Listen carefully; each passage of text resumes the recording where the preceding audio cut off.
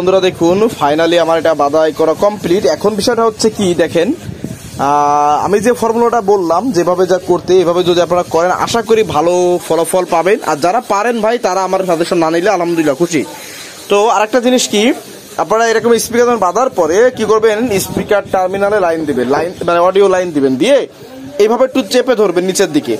যদি দেখেন যে হালকা নাকে নাকে আসতেছে না, চাপ খাওয়ার কারণে, তাহলে বুঝবেন ঠিক আছে। মানে একটু চাপ দিলে যদি বলবেন সাউন্ড কমতেছে না, তাহলে বুঝবেন ঠিক আছে। আবার তলের থেকে এরকম উপরের দিকে যদি ছেলে দেখেন অল্প একটু, তো যদি দেখেন যে কোনো সাউন্ডের পরিবর্তন হয়, ঠিকঠাক আছে সাউন্ড, তাহলে বুঝবেন আপনার বাধা হয়েছে অ্যাকুরেট।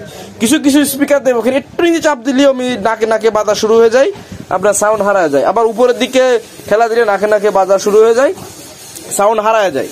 তো এই ক্ষেত্রে ওইটা বাধাই করা ঠিক হয় না, অথবা লেয়ার সিলেক্ট ভালো হয় নাই, ঠিক আছে। আমি আমার মতো আমার ভাষায় বললাম।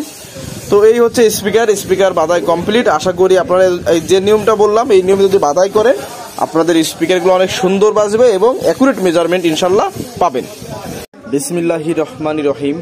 সম্মানিত দর্শক বন্ধুরা, দেখেন একটা স্পিকার বাধাই করতেছি। এটা হচ্ছে আপনার JBL 3 ছিদ্রওয়ালা যে স্পিকারগুলো আছে এগুলা। তো এই স্পিকারটা বাধাই করতেছি। তো এই স্পিকারটার আগে যে কয়েলটা ছিল দেখুন, এই যে কয়েলটা, তো এই স্পিকারটা ডিরেক্ট পড়েনি কিন্তু অনেক জায়গায় ক্র্যাশ হয়েছে। এর কারণ কি জানেন, একটা কথা বলি, যদি এই স্পিকারটা মেবি খুব মানে আপনার 7 মিনিট 5 মিনিটে যে আঠাটা জুড়িয়ে যায় ওই আঠাতে কাজ করা হয়েছে। তবে এই আঠায় কখনো কাজ করলে আসলে ফলাফল খুব একটা ভালো আসে না, কারণ এই জিনিসগুলো আসলে আপনার স্লো মোশনে লাগাইতে হয় এবং অ্যাকুরেট করে লাগাইতে হয়। তো যেহেতু আমার একটা ব্যস্ততা রয়েছে যে এটা দ্রুত শুকাইতে হবে, তো সেক্ষেত্রে যখন এখানে আপনার ওই 5 মিনিটের আঠাটা লাগানো হবে নেগেটিভ পজিটিভ আঠা, ওইটা তখন কিন্তু এরকম সমস্যা হবে। তো এইটা সমস্যা কি দেখেন, এই সাইড এই যে বেঁধে ঘেসে গেছে, এই যে কয়েলের এই পাশেও বাঁধছে ঘেসছে, এরকমের প্রবলেম হয়েছে। তো এর জন্য আপনারা জিনিস প্রথমেই বলে নিই, যে পরামর্শটা দিতে যাই আমি আমার মতো করে দিচ্ছি। তো এখানে আপনারা খুব মানে আপনার ফার্স্ট আঠা লাগাবেন না, এখানে যে আঠাগুলো লাগাবেন যে 8 ঘন্টা 12 ঘন্টার পরে আপনার জমে যাবে এরকম আঠা। তো আমি এখানে ফেভিফিটটা ব্যবহার করতেছি, এটা অনেক ভালো লাগে আমার কাছে।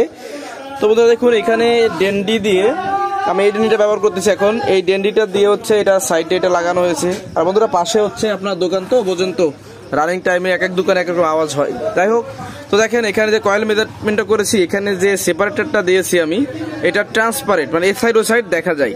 তো এইরকমই ট্রান্সপারেন্টওয়ালা সেপারেটর দিয়ে যদি আপনারা এটাকে জাম করেন, সেক্ষেত্রে আপনার কয়েলের মেজারমেন্টটা বুঝতে পারবেন। আর কয়েল মেজারমেন্টটা হচ্ছে আসল জিনিস, সেদিকে আসতেছি।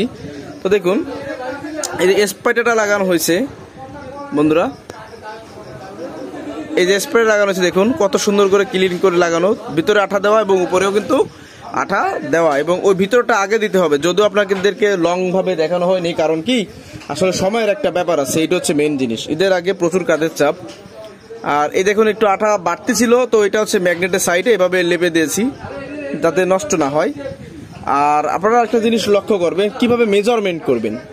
তো কয়েল মেজারমেন্টটা খুব সিম্পল বিষয়, আবার খুব কঠিন বিষয়। তো প্রথমে আপনি আপনার যে স্পিকারটা থাকবে ওই স্পিকারের যে প্রেসার প্লেট থাকবে, এই যে প্রেসার প্লেটটা, এটাকে মাপ দিবেন। তো এটা হচ্ছে আপনার 1 সেন্টিমিটার।